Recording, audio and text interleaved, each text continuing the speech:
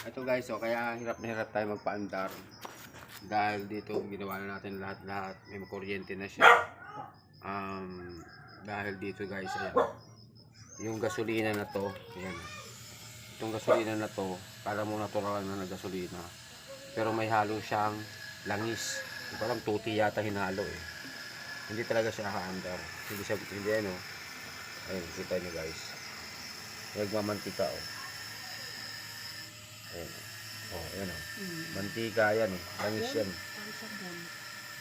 Hindi, langis yan. Ano yan, langis. Tuti yata yan eh. Hindi talaga siya aandar. Kahit anong gawin mo, hindi mo mapapaandar yung isang motor. Kung yung gasolina, may halong langis. So, drinin natin siya. Tataka ako bakit ang tagal niya matuyo.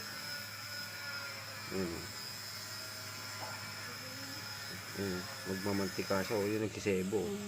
Tutukan mo nga to. Ayun. Nagsisebo siya. Kita mo. Nagsisebo. Kawawa yung may-ari. Tinarantado yung may-ari nito. Yung mekaniko. Doon sa mga mekaniko ng mga mapagsamantala. Sana wag kayong ganyan. Kasi hindi na babalik sa inyo yung customer. Hindi na kayo i-recommenda ng yung customer. Pag ganyan kayo. Ayun o.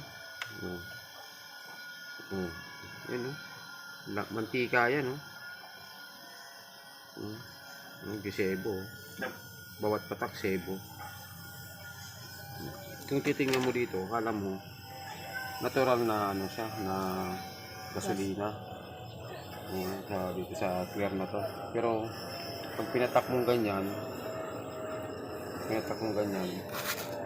makikita mo yung ano, ayan, nagsisebo sa kamay ko.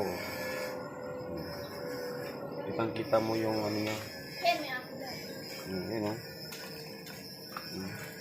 Nagsisebo. Nahalo yung langis. Ano? Para mo para kang nagprito ng itlog. Ang tagal matuyo, tsaka isa pa ang tagal niya matuyo. Dapat purong gasolina to, 95 octane to eh. Dapat tuyo na yan. Paano matutuyo yan? May langis. 95 octane to, mabilis matuyo to. Di ba? Ang tagal. Kawawa naman yun. So, okay, magpapalit tayo ng gasolina mamaya. Pero, babayan pa natin ito. Gusto.